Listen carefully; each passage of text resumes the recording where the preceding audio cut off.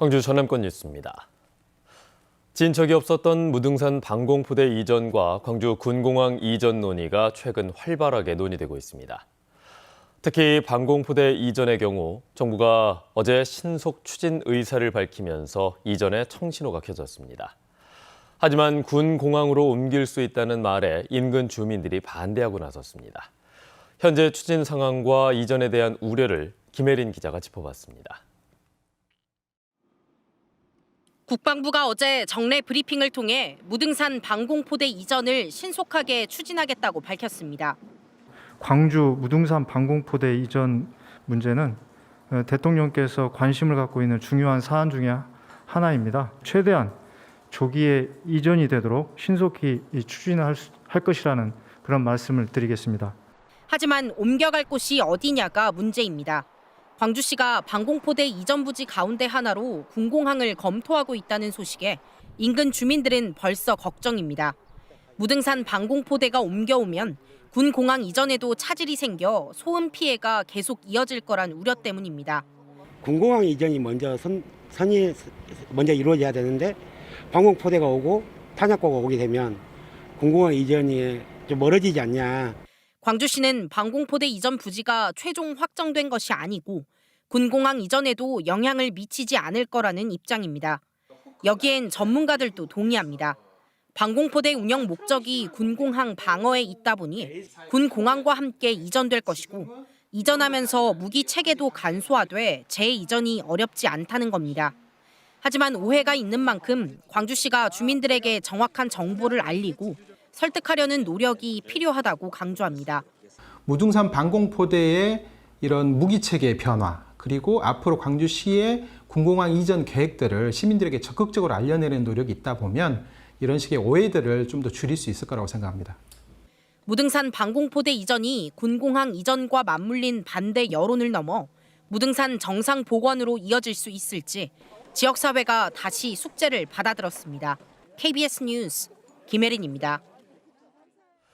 네, 이처럼 윤석열 대통령까지 무등산 방공포대 이전에 의지를 보이고 있지만 광주 군공항 이전이라는 더 큰 숙제는 좀처럼 속도를 내지 못하고 있습니다. 이런 가운데 강기정 광주시장이 특별법 처리와 함께 군공항 통폐합 논의까지 제안한 상황입니다.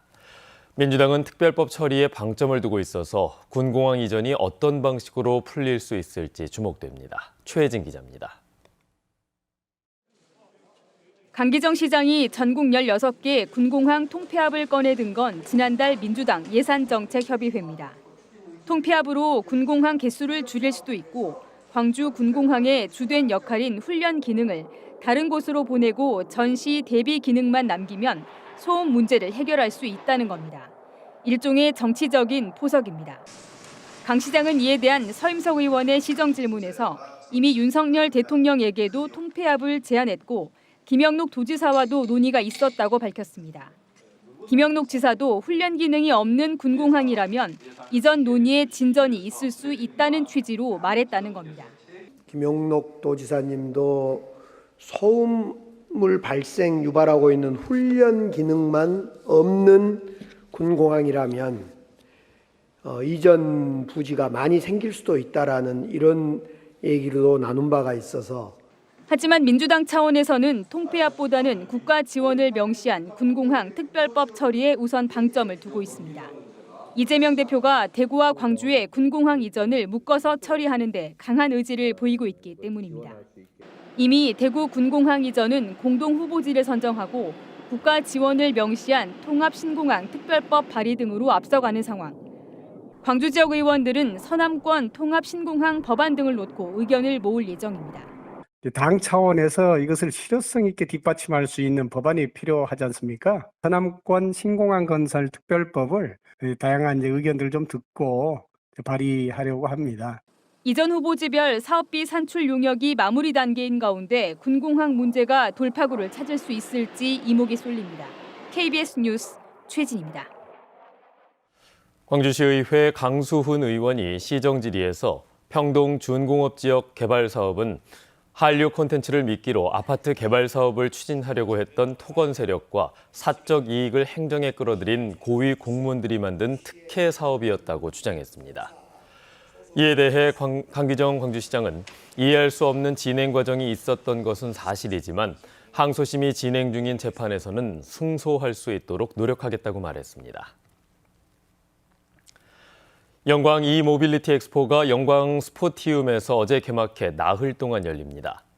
이번 엑스포 행사에는 20개 국가에서 139개 기업이 참여해 다양한 제품을 전시하고 각종 이모빌리티 체험장도 함께 마련됐습니다. 또 미래인재 과학 축전과 드론 체험, 학술 행사 등 다양한 부대 행사도 이어질 예정입니다. 전남개발공사 사장 후보에 장충모 전 LH 부사장이 내정됐습니다. 전라남도는 전문성을 선임 이유로 내세웠는데요. LH 투기 사태로 사퇴한 뒤 내부 기관으로 자리를 옮긴 행적 등으로 논란이 일고 있습니다. 박지성 기자의 보도입니다. 두 차례 공모 끝에 전남개발공사 사장 1순위 후보자로 장충모 전 LH 부사장이 내정됐습니다. 임원추천위원회에서 1순위로 추천됐고 전남도도 30여 년 동안 LH에서 일한 전문성이 인정돼 최종 내정했다고 밝혔습니다. 하지만 장 내정자는 지난해 LH 투기 사태로 물러난 책임자 가운데 한 명입니다. 이번 국정감사에서는 사퇴 후 LH 토지주택대학교로 자리를 옮긴 사실도 드러났습니다. 장충모 부사장, 서창원 본부장, 한병헌 본부장, 권영래 본부장을 의원 면직하면서 쇄신하겠다고 하셨죠. 그럼 이 사람들 그 이후에 어디로 갔습니까?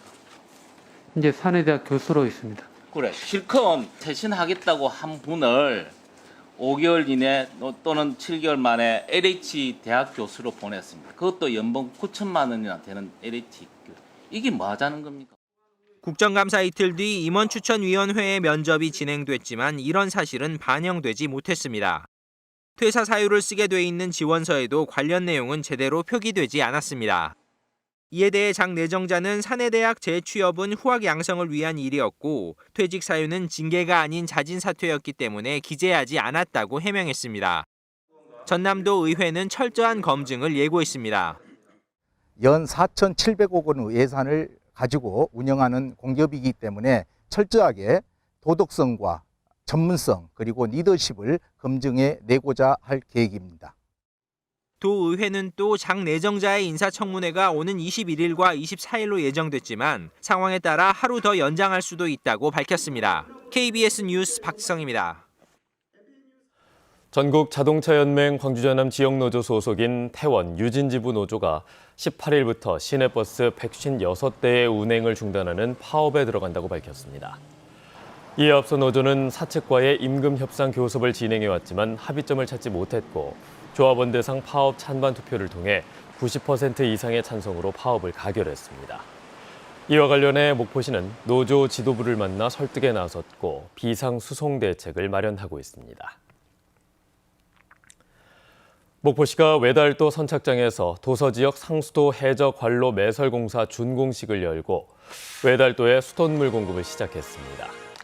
이에 따라 목포시는 목포 전역에 안정적인 수돗물 공급 체계가 완성돼 이른바 물 복지가 실현됐다면서 모든 시민에게 깨끗하고 안전한 물을 공급하는 데 최선을 다하겠다고 밝혔습니다. 최근 5년간 광양항에서 하역이 지연되는 채선으로 인해 300억 원 가까운 손실이 발생한 것으로 드러났습니다. 국회 농림축산식품해양수산위원회 신정훈 의원은 여수 광양항만공사로부터 제출받은 국정감사 자료를 분석한 결과 2017년부터 5년간 광양항의 채선율은 4.01%로 나타나 울산과 인천, 부산항 가운데 가장 높았다고 밝혔습니다.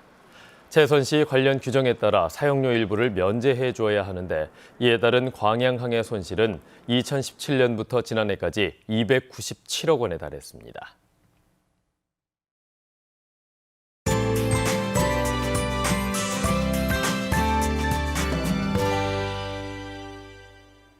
밤사이 곳곳에 안개가 짙어졌습니다. 현재 곡성과 보성 등 전남 동부 지역을 중심으로는 가시거리가 500m 안팎으로 짧아져 있고요. 광주공항에는 저시정특보도 발효 중입니다. 아침에 항공기 이용하시는 분들은 운항 정보 미리 확인하셔야겠습니다. 안개가 걷히고 나면 오늘도 맑고 푸른 하늘이 드러나겠습니다. 아침에는 다소 쌀쌀하지만 낮 기온은 24도까지 올라 어제만큼 온화하겠고요. 일교차가 10도 안팎, 장흥은 15도 이상 벌어지겠습니다. 옷차림에 유의하셔야겠습니다. 주말 동안에도 완연한 가을 날씨를 즐기기에 좋겠습니다. 대체로 맑겠고요. 기온도 오늘과 비슷해 낮 동안 포근하겠습니다. 다음은 자세한 지역별 기온입니다. 아침 기온 대부분 어제와 비슷하거나 1, 2도가량 높게 시작하고 있고요. 한낮 기온은 화순 25도, 담양 24도로 온화하겠습니다. 여수의 낮 최고 기온 22도, 순천과 광양 24도로 어제와 비슷하겠습니다. 목포와 무안의 한낮 기온 22도, 해남 24도, 완도 23도까지 오르겠고요. 신안을 비롯한 도서 지역은 20도에서 21도가 예상됩니다. 바다의 물결은 전해상에서 비교적 잔잔하겠습니다. 다음 주 월요일 낮부터는 다시 찬 대륙고기압이 확장하면서 아침 기온이 10도 이하로 내려가겠습니다. 날씨였습니다. 뉴스를 마칩니다. 여러분 고맙습니다.